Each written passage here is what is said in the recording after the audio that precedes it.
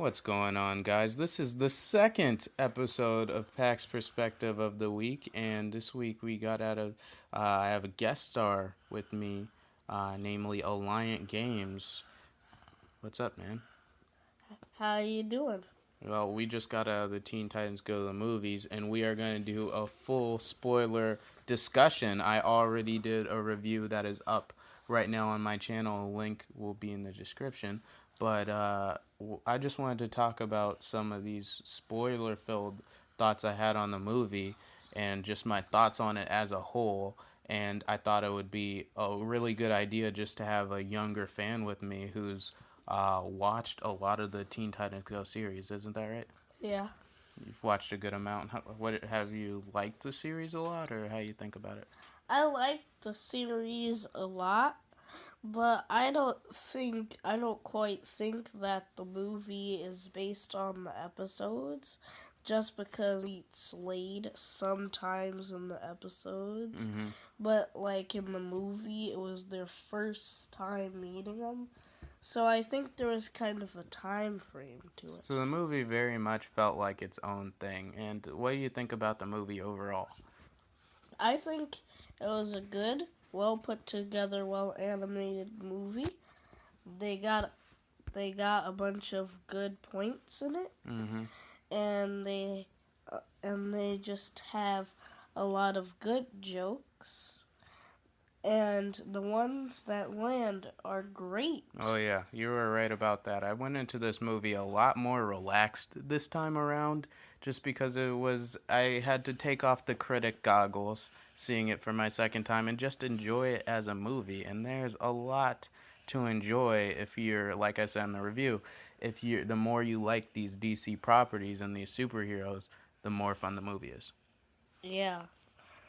And they didn't just make DC jokes; they made a lot of Marvel jokes in That there Stan too. Lee cameo was pretty. He had two cameos in the movie. Yeah.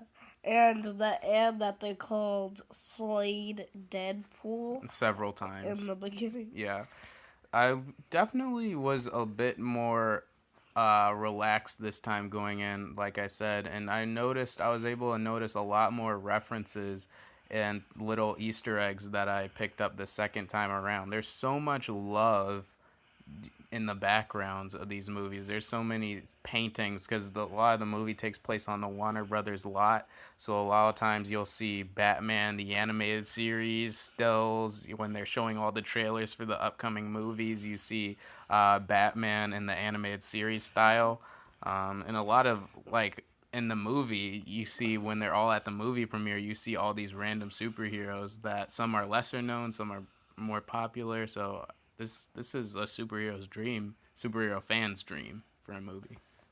And also, just a little thing, might not that many of people might have noticed it, but when they went to the movies, on the sign it said Batman again, Right. just referencing that he has a lot of Yeah, movies. Batman and Superman have so many movies, and I love the celebrity voice cast they chose for all those characters. It's hilarious. If you look in the credits, you see Batman is played by Jimmy Kimmel, which is really funny because Batman does not have any speaking lines in this movie, but they still credited Jimmy Kimmel.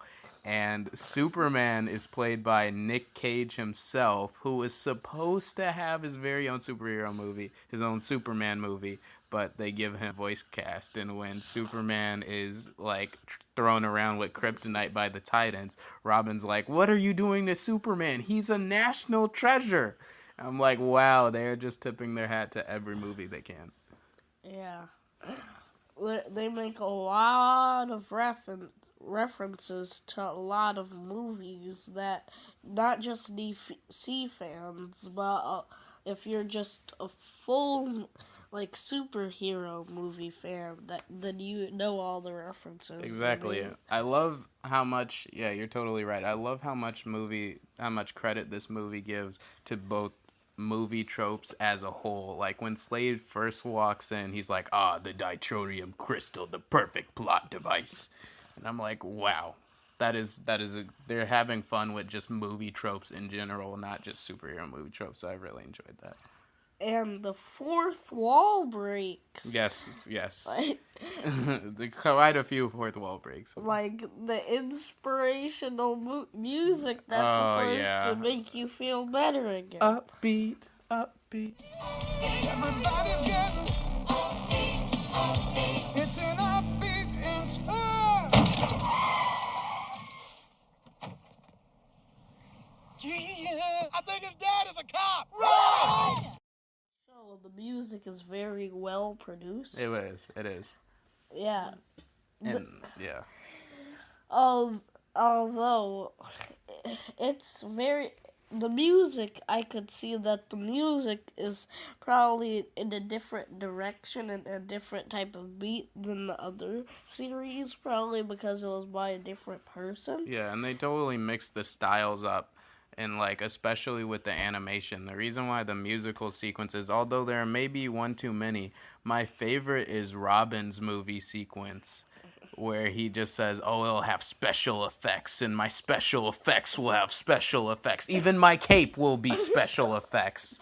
And I'm like, that's hilarious in the musical. That's a hilarious line because in all the main superhero movies now is Superman, Man of Steel,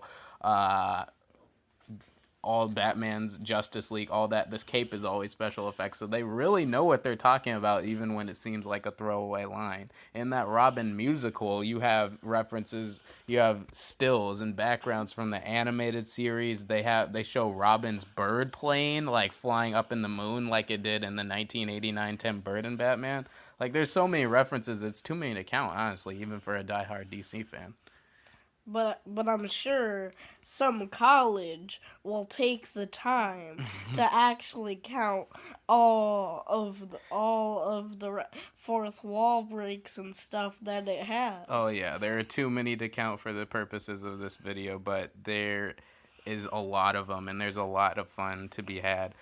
The second time around, what do you think of the Titans themselves? The Titans themselves. Mm-hmm. Like, do you want to go with them individually? Sure. Let's talk about them. Okay, Robin. Basically, he is very funny, but once the opportunity comes to be serious, he tries to be serious, but fails.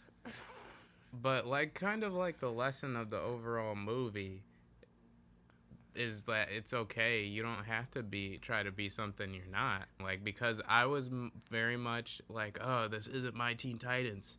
These Teen Titans were about character development, drama, and heart. I used to be so much cooler. But this movie, with how much care was put into it, I was like, huh, maybe that's okay. Like, why are you watching the movie if you know you'd hate it? Because haters gotta hate, and haters gotta find something to hate. But a lot of things that I didn't like as much is that they're clearly a parody version of the Teen Titans that are near and dear to a lot of young adults, to teenagers.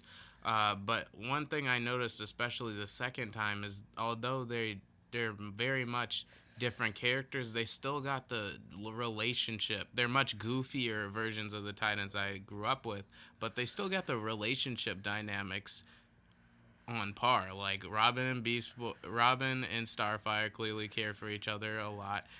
Beast Boy and Raven have their soft spots for each other here and there. Beast Boy and Cyborg have the bromance, and Robin and Slade, I love how this movie showed that Robin, even amidst all the goofiness and shenanigans, right? Yeah. Plenty of shenanigans. Shenanigans. Exactly. Despite all that, this movie still showed that Robin has an obsession with Slade in a sense that makes him the perfect arch nemesis. So Robin goes off to fight Slade. Speaking of which, Robin's fighting Slade. The action sequences in this movie are very well done. I wish there were a lot more of them. Yeah, but I'm sure it wasn't meant to be an action-based movie. They tried to get the point they got across very unactiony. Right, but I love in the action scenes towards the end, they showed that Robin would be the perfect apprentice for Slade, which is a plot line they explored in the first season of the original Teen Titans, because Robin and Slade are similar in both their drives to achieve their goals. So I really like that this show, for younger comic book fans, for kids of this generation growing up and getting into something like Teen Titans, this isn't the worst way in the world, especially the movie. I still have my thoughts on the TV show, but this movie is definitely a great way to introduce them not only to the Teen Titans, but a lot of DC superheroes as a whole.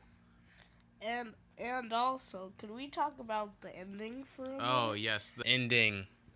Oh, man, the ending. You probably already got spoiled for you, but they hinted that the original are coming back with that post-credit scene. I was so hyped. The guy behind me was like, "Yes!" And then I turned around, I was like, "Yeah, yeah, yeah, yeah." And that went on for like 2 minutes, and we just dabbed, high-five, did whatever, because we were so hyped. He was an OG fan like me, so I'm glad they have something for the young crowd and the more seasoned comic book fans with that post-credit scene. Yeah, the older cop. So like even the Teen Titans Go haters can come, but still find a piece of the puzzle that they didn't know before. Right, in that sense, this movie has a little something for everything. This movie is a perfect example when you can't let nostalgia blind you from seeing something that other people can enjoy. And I definitely let nostalgia get in my way from enjoying the first viewing of this movie a little more than I should have. There's a place for nostalgia, but when you have something that goes out of its way to go the extra mile, like this movie does. This movie really tries to incorporate new fans and old fans. There's a lot there for the old fans, a lot of references, but it also has a lot of.